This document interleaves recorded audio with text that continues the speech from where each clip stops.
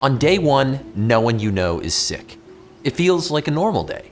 It may stay like this for a long time until one day a few people you know are sick. And suddenly a few days later, it will seem like everyone is sick, and it will feel like it happened instantly.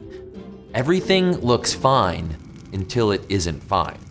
This is the paradox of pandemics, and it's why with an outbreak like COVID-19, you hear health officials calling for huge, drastic, and rapid responses in the early days when infection numbers are still relatively small. Some people worry that these actions are overreactions.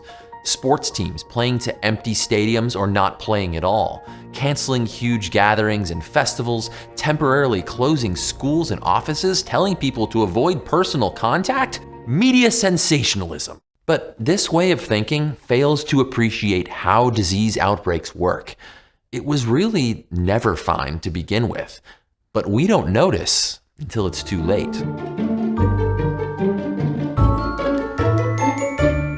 Hey smart people, Joe here. How bad will the coronavirus outbreak get? That's what we all want to know, and the answer is in one of these curves. This is what a rapid global pandemic looks like. Little to nothing to slow the number of new infections means a lot of people sick in a short amount of time. A slower global pandemic looks like this. The rate of new cases is lowered and they're spread out over a longer period of time. And which one of these paths that we end up on is important because of this line. It represents the capacity of our healthcare system, the number of beds, doctors, respirators, and everything else. What experts fear is a sudden explosion like this, overwhelming this capacity. And what's really interesting here is that even if these two curves represent the same total number of people that eventually get infected, in the rapid outbreak scenario, more people will die because there won't be enough hospital beds or ventilators to keep them alive. This is a strange idea, that even if the same number of people eventually get sick in the end, even without a vaccine or a cure, taking drastic action before we see things get bad, that will save lives all on its own. What we're doing isn't overreacting. It's exactly what the science of epidemics tells us will work. And that's counterintuitive, because our intuition doesn't really get exponential growth. Instead of thinking about viruses, let's say you have a pond. And on the pond is a single lily pad. This type of lily pad reproduces once a day. So on day 2, you have 2 lily pads. On day 3, you have 4, etc. If it takes the lily pads 60 days to cover the pond completely, how long will it take for the pond to be covered halfway? The answer is 59 days. The area covered doubles from half to the whole pond on the last day. I bet some of you knew that though, because you're pretty smart. But on what day do the lily pads cover a mere 1% of the pond? Well, surprisingly, that doesn't happen until day 54. The pond is basically empty until it's very suddenly not empty. We go from covering less than 1% to covering the whole pond in just the final 7 days. This is exponential growth, and it's how pandemics work. We multiply today by some constant to get the value for the next day. The time doesn't have to be days, but that's helpful to use for something like lily pads. Our constant was 2, or COVID-19. Starting in mid-February, we've seen between 1.1 and 1.4 times more cases each day. A number over 1 tells us every day we're seeing more new cases than the day before. You can see the number of total cases starts to add up really fast.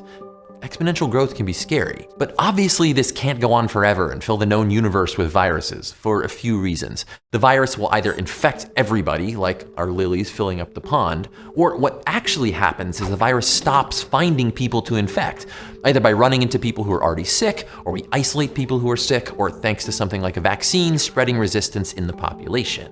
But over time, the growth rate will naturally slow down, and we end up with a curve for the total number of cases that looks like this.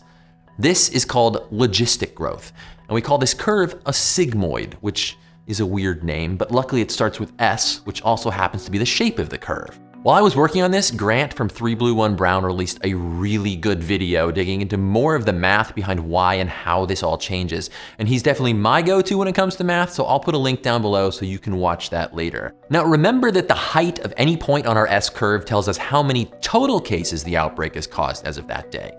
But if we take the slope at that point, that shows how many new cases that day, which makes sense.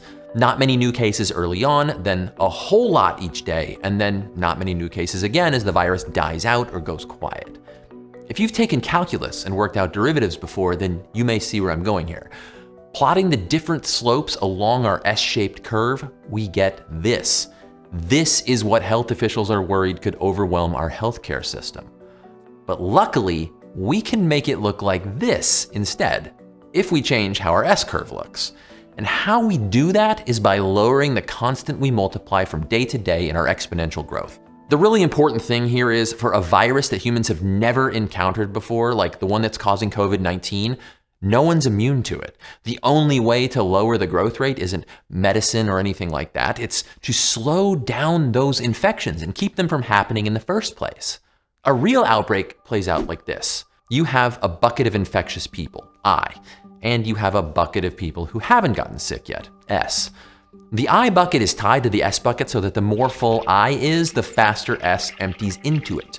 But people are also getting better all the time, so the I bucket has a hole in it that empties into a bucket R for recovered people at some constant rate. So if we can lower how fast S empties into I through some drastic action, I will empty out into R and will stop emptying S. If our bucket of infectious people is empty, we starve the virus out.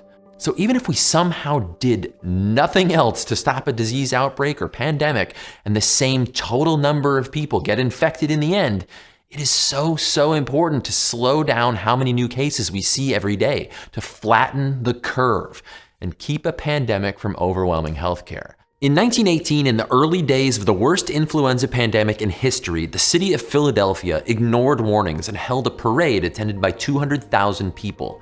3 days later, every bed in Philadelphia's hospitals was full, and 4,500 people died within a week.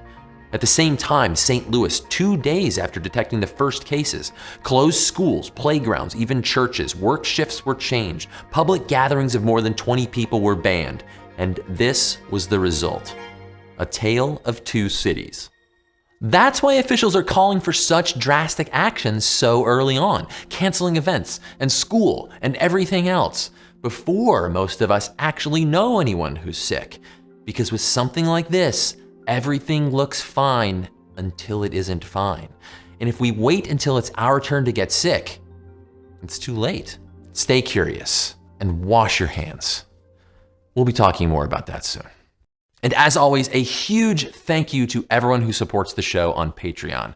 Your support helps us make videos like this faster than we normally could to get good information out to people who really need it. If you'd like to join our community, just check out the link down in the description. I'm just gonna turn around and then I'm fine. I'm clearing the cache. Don't use that. Wash your hands. Soap. Go like this.